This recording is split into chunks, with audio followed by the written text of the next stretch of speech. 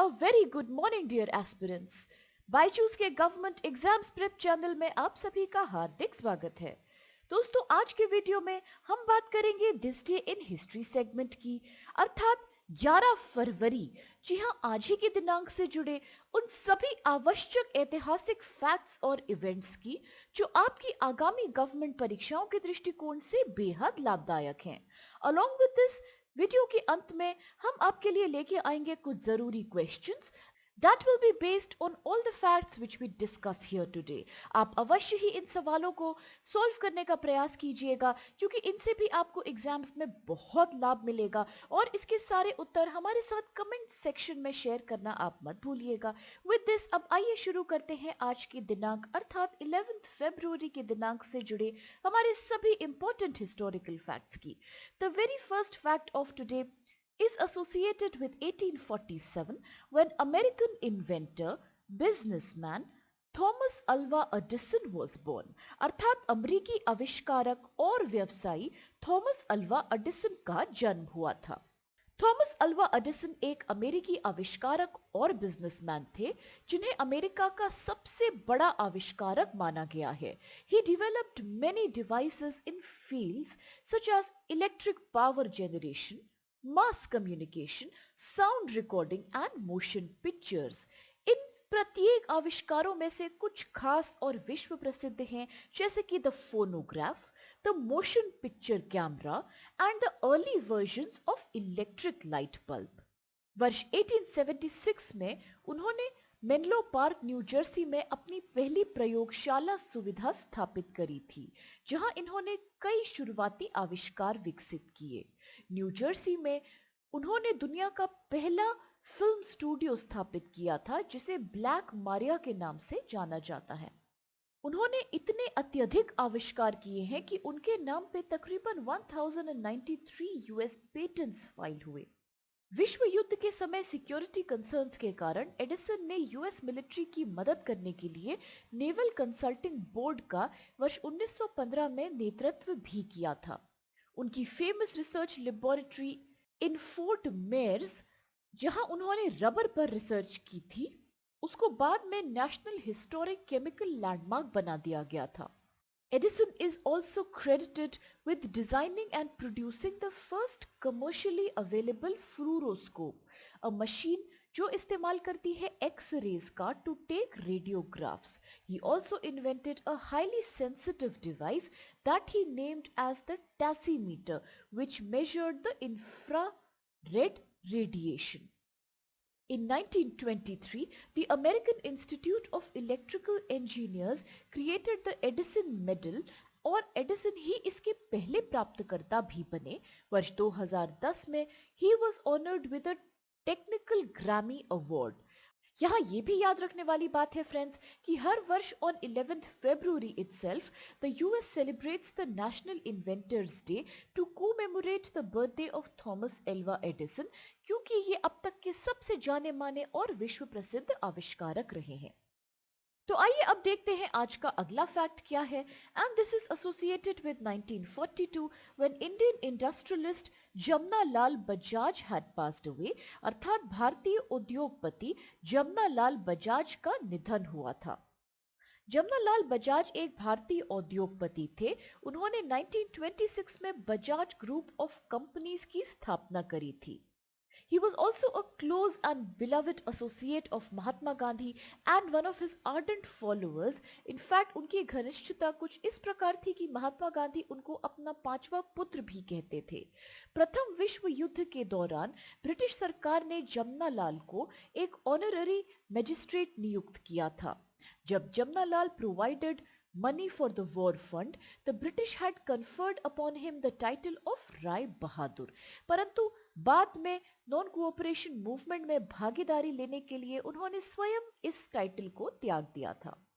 महात्मा गांधी के दक्षिण अफ्रीका से लौटने के बाद जमनालाल बजाज ने गांधी के जीवन के तरीके, उनके सिद्धांतों जैसे कि अहिंसा और गरीबों के प्रति समर्पण में विशेष रुचि ली। उन्होंने गांधी जी की सादगी वाली जीवन शैली से प्रभावित होकर स्वयं साबरमती आश्रम में भी समय बिताया।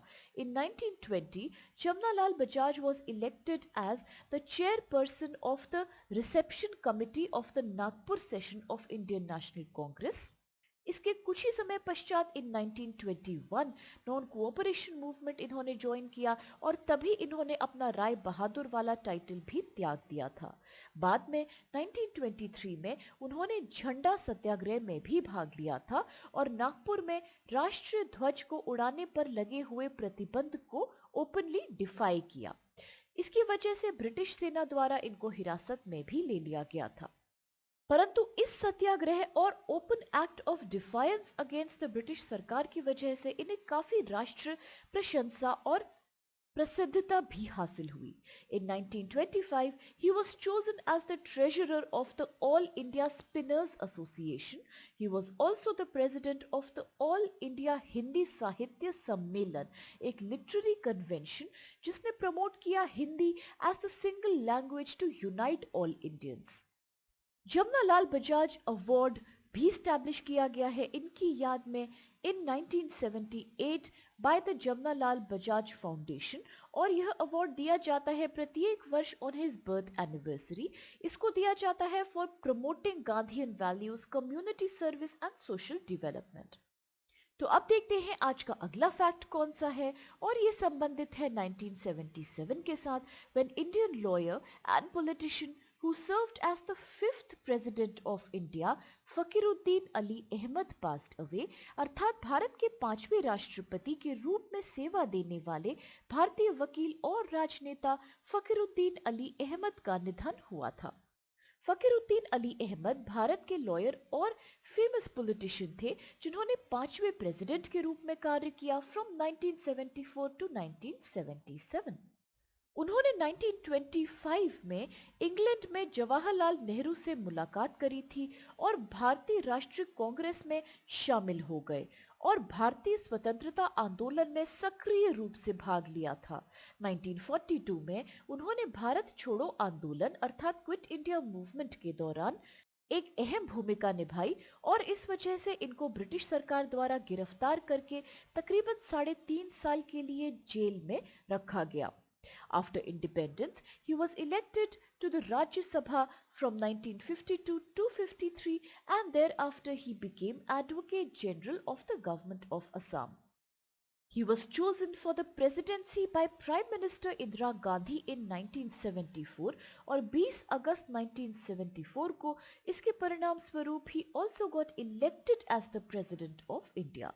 He used his constitutional authority as the head of the state to allow him to rule by decree once the emergency in India was proclaimed in 1975. यह दूसरे भारतीय राष्ट्रपति थे जिनका निधन हुआ था while being in the office of president। और अब आइए देखते हैं दोस्तों आज का अगला फैक्ट और ये संबंधित है 1989 से कि किस प्रकार Indian writer, poet and lyricist in Hindi language Pandit Narendra Sharma had passed away, अर्थात भारतीय लेखक, कवि और हिंदी भाषा में गीतकार पंडित नरेंद्र शर्मा का निधन हो गया था। पंडित नरेंद्र शर्मा एक भारतीय राइटर, पोएट, लिरिसिस्ट थे और हिंदी भाषा में बहुत ज्यादा प्रसिद्ध थे। उन्होंने वर्ष 1934 में अभ्युदय अखबार प्रकाशित किया था। वह अखिल भारतीय रेडियो के विविध भारती सेवा के भी संस्थापक थे। उन्होंने कई प्रसिद्ध हिंदी फिल्मों में संगीत की रचना करी और कई कविताओं और टीवी प्रोग्राम्स भी लिखे। यहाँ आप ये भी याद रखिएगा कि अगर हम बात करते हैं हिंदी लैंग्वेज में राइटर्स की और अगर हम बात करते हैं लिटरेचर की, तो भारत में कौन से हैं सबसे प्रसिद्ध लिटरेचर अवार्ड्स। यहाँ सबसे पहला नाम आता है ज्ञानपीठ अवार्ड का, जिसको कि स्थापित किया गया था वर्ष 1961 में and it is considered to be one of the highest honours for literature in India. इसके पश्चात आता है साहित्य अकेडमी फेलोशिप अवार्ड, जिसकी स्थापना हुई थी वर्ष 1968 में और यह प्रदान किया जाता है साहित्य अकेडमी के द्वारा।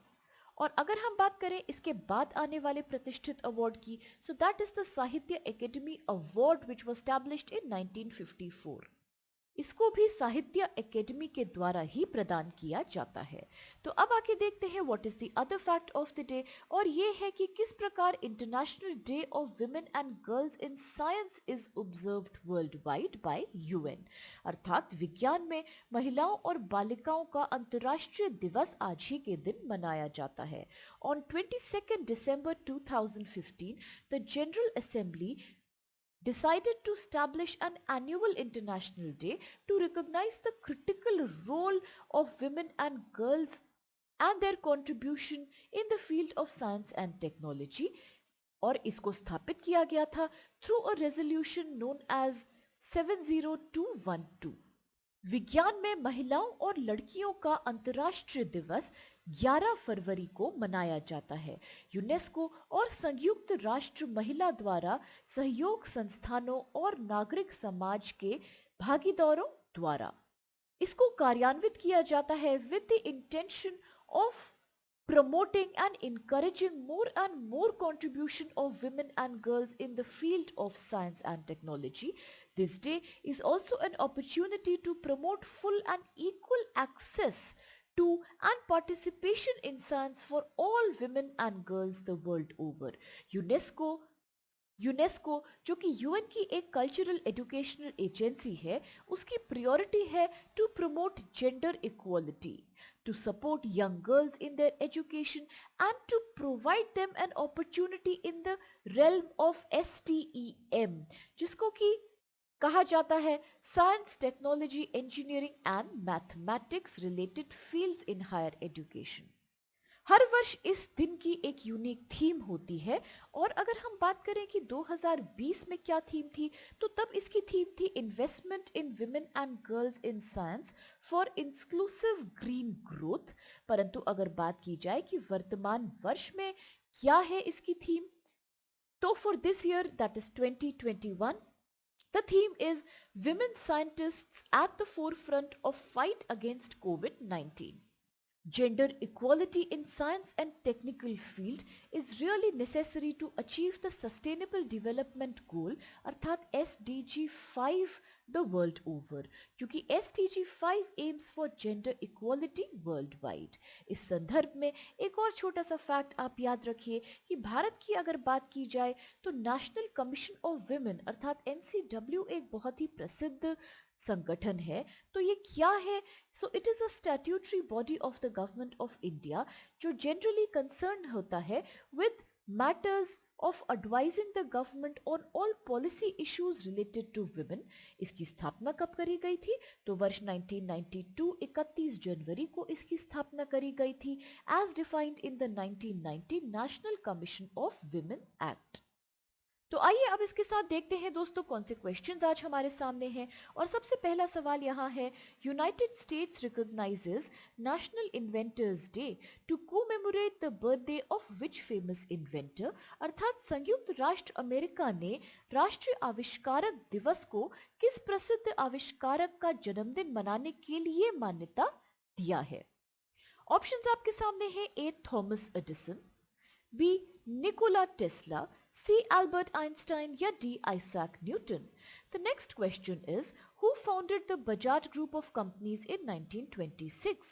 1926 वर्ष में बजाज समूह ऑफ कंपनीज की स्थापना किसके द्वारा की गई थी?